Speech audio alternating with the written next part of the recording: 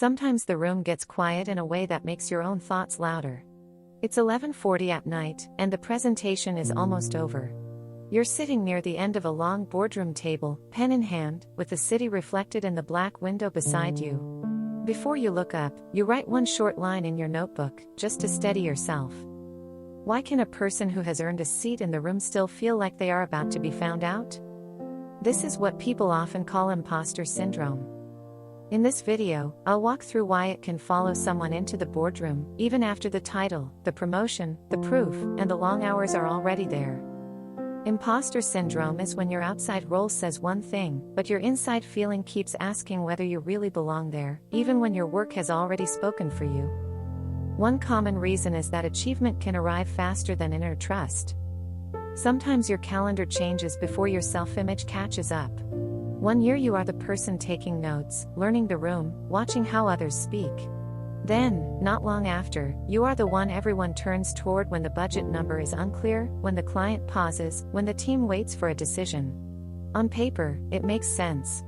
In your body, it can feel oddly sudden. So you sit in the boardroom with the leadership title printed under your name, but part of you still feels like the younger version who was hoping not to make a visible mistake. That gap can make success feel borrowed, even when it was earned. Sometimes, it comes from being praised for performance more than presence.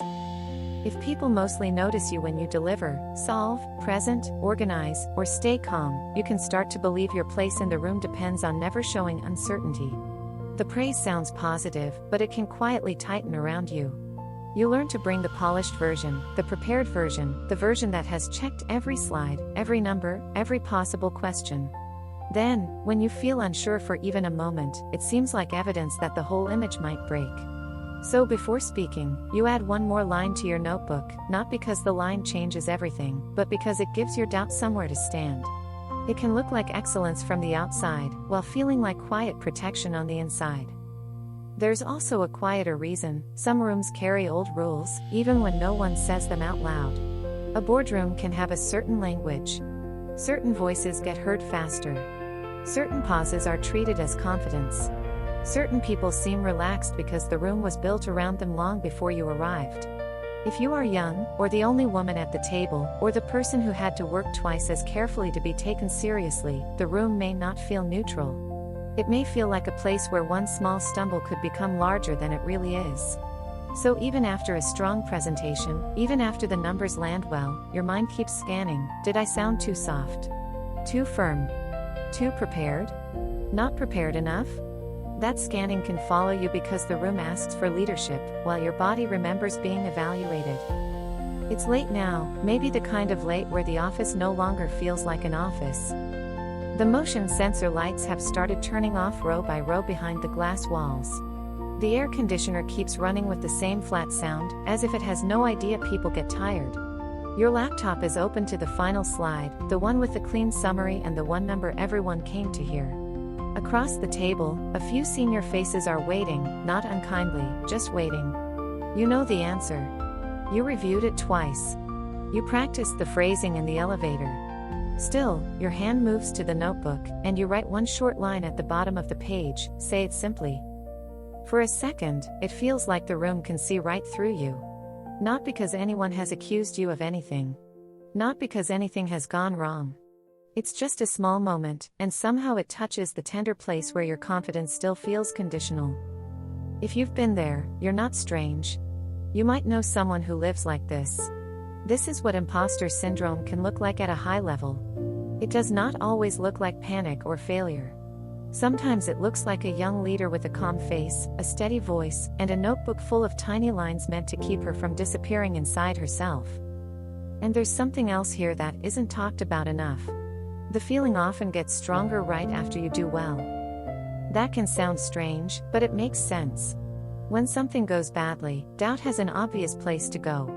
But when something goes well, and you still feel unsteady, the mind starts searching for a hidden catch. Maybe they were being polite. Maybe the room was easy. Maybe the real test is coming later. Success can give you proof, but proof does not always feel like safety right away.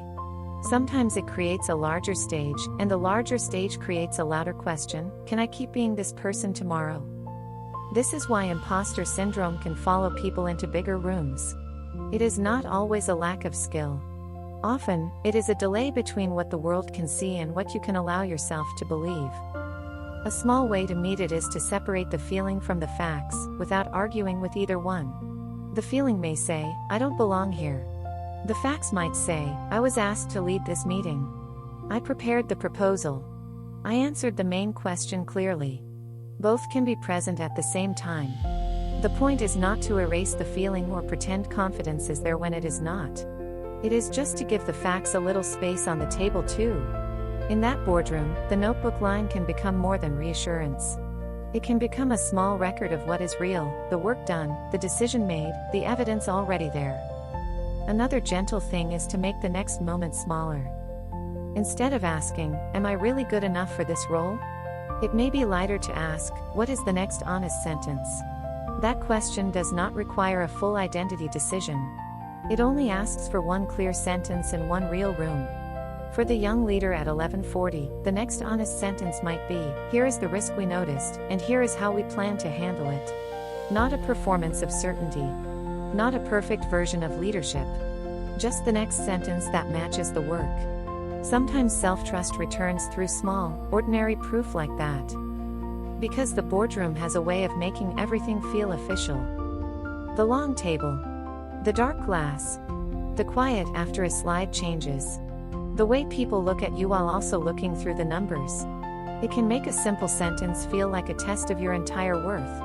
But maybe the real moment is smaller than that. Maybe it is just one person, at one table, at one late hour, letting herself speak from what she already knows. Imposter syndrome often tells a person, "You are here by accident."